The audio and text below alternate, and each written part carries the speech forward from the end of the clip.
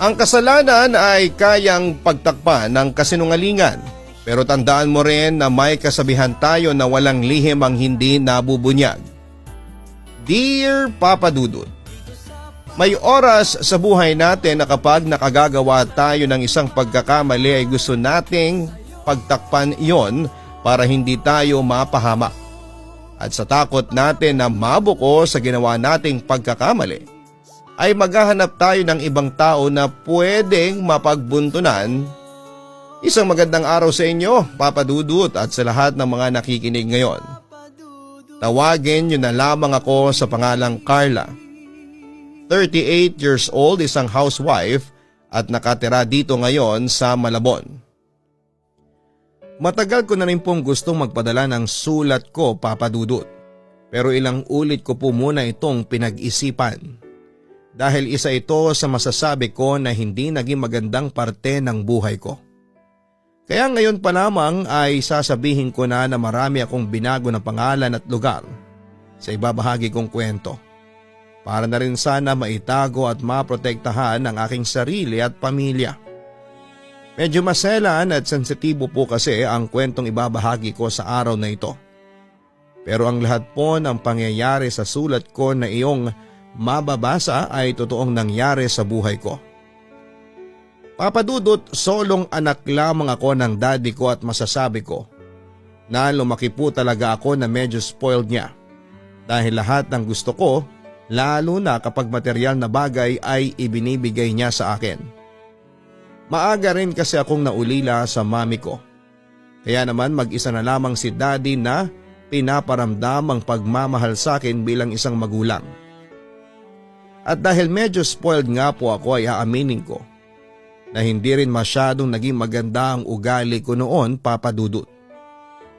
Pasaway ako sa bahay, school at sa church namin. Bawal po kasi sa religion namin ang mag-boyfriend. Kapag wala pa sa tamang edad o kaya ay hindi naman kasapi ng aming relihiyon. Pero mula high school hanggang college ay nakailang boyfriend na po ako. Siyempre lahat yun ay patago at hindi alam ng daddy ko. May mataas kasi siyang katungkulan sa simbahan namin. At ayoko na masira ang pangalan niya nang dahil lamang sa akin. Kaya naman lahat ng mga kalokohan ko ay ginagawa ko ng patago. Hanggang sa magkaroon kami ng bagong kasapi sa simbahan. Nung una sa pangalan ko lamang siya naririnig. Nelson ang pangalan niya. At madalas siyang ikwento sa akin ng kaibigan kong si Lori.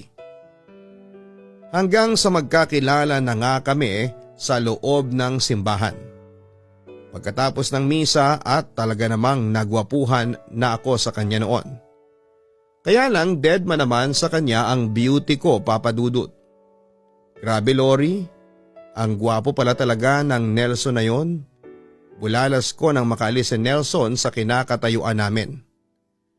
Sabi ko naman sa iyo kaya lang medyo suplada yan kasi solong anak lang tapos sila na lang ng nanay niya ang magkasama. Ang alam ko pa working student siya tapos active pa dito sa mga service at activity ng church natin. Kaya ayan medyo seryoso talaga yan sa buhay niya. Pagkukwento pa ni Lori. Alam mo yan talaga mga tipo ko ng lalaki.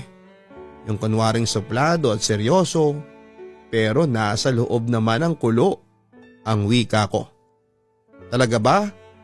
Kaya lang mukhang hindi ka type Kita mo nga hindi man lang nakipag-shake hand sa'yo. Pangaasar niya. Nahihiya lang yun. Pero ramdam ko na type niya rin ako. Gusto mo magpustahan pa tayo. In 1 month, boyfriend ko na yung si Nelson. Paghahamon ko sa kanya. Sige ba, pupusta ako ng 1,000. Hindi ka papansinin yan, tugon naman ni Lori. Aba wala kang kabilib-bilib sa akin Makukuha ko rin kagad yung si Nelson na yan, makikita mo. Magiging boyfriend ko rin yan, ang wika ko pa. Papa Dudut, mahilig talaga ako sa gwapo lalo na yung maganda ang mga mata. At ang pinaka